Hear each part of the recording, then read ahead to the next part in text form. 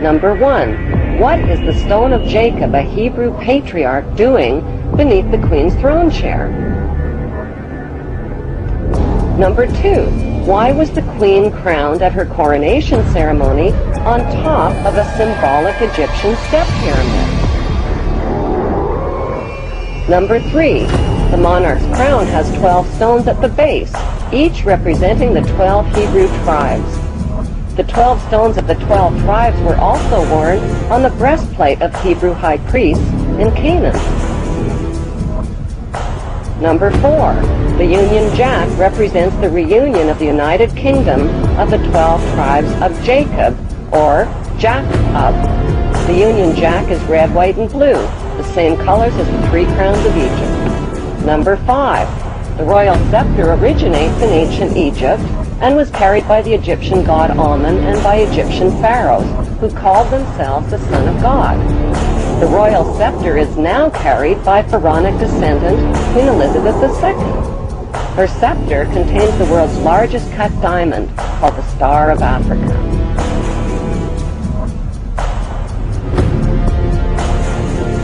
Number 6. The Queen's punishing flail or whip is partially hidden under her arm. The flail or whip also originates with the pharaohs of ancient Egypt. Number 7. The symbol of the bee can be found within the Queen's royal wardrobe. In ancient Egypt, bees were the symbol of Egyptian royalty, as well as the symbol of Egypt. Number 8. The symbols on the British coat of arms reveal Britain's Hebrew origin. Number 9. The headdress worn by judges and the Queen's high-ranking officials originate in ancient Egypt.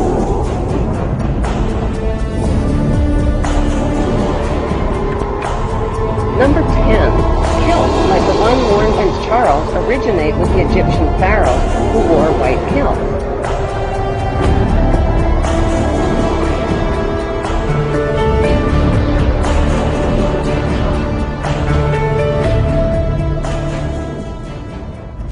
Nuit corruptus, novus odo seclorum, and that was in 1774 that the Bavarian Illuminati drew up their plans for what they were going to do in America and how they were going to do it.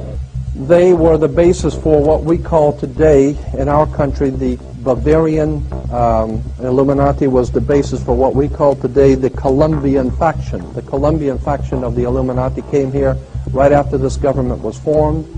And that's where we get today Columbia Space Shuttle, Columbia Movies, Columbia Television, Columbia Records, everything, Columbia University. As a matter of fact, Columbia TV, Columbia Broadcasting System, CBS. What is the symbol for CBS? It's the all-seeing eye.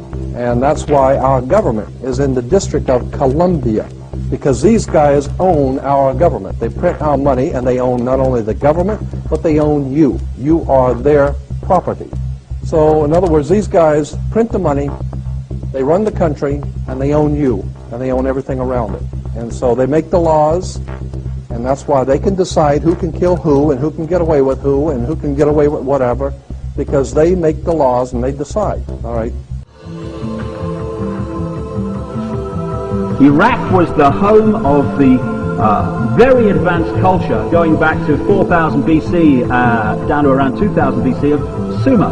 Babylon was an ancient headquarters of this Illuminati.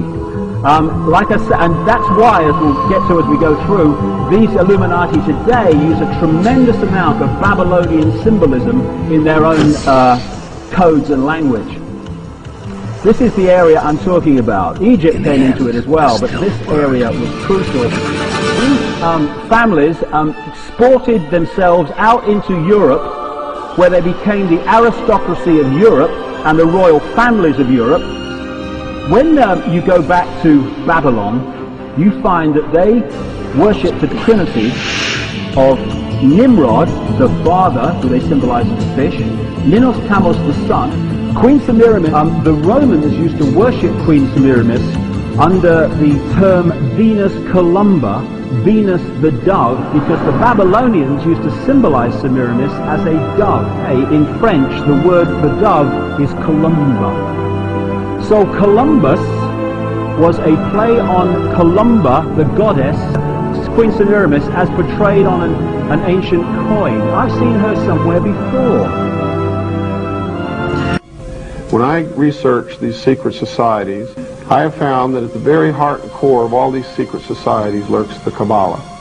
The Kabbalah is the ancient Jewish mysticism. It is a method of encoding information through a system of mathematics and numbers. It is some of the most ancient knowledge that man has ever possessed and has been kept secret and given only to those who have proven themselves worthy through the process of initiation. Nobody knows where it comes from. I can tell you this, it was there long before the Jews came along. The Jews just took it and preserved it, and they passed it down, and it's used by everybody. Because it's at the heart and core of the secret knowledge, the metaphysics, the real science that none of us know anything about. These people that belong to the secret societies never dared to write down in any language what they knew, what it was that they were guarding, because then someone could steal it and then the secret would be out. So they devised secret systems of encoding the secrets of the ages, the knowledge, the hidden knowledge, the occult. So they took this knowledge and they made it occult through a system of encoding, encryption, one of which is mathematics, numbers. Another is architecture. Everybody wonder, why do they have a fraternal organization called the Freemasons? Aren't those the guys that build walls? You bet they do.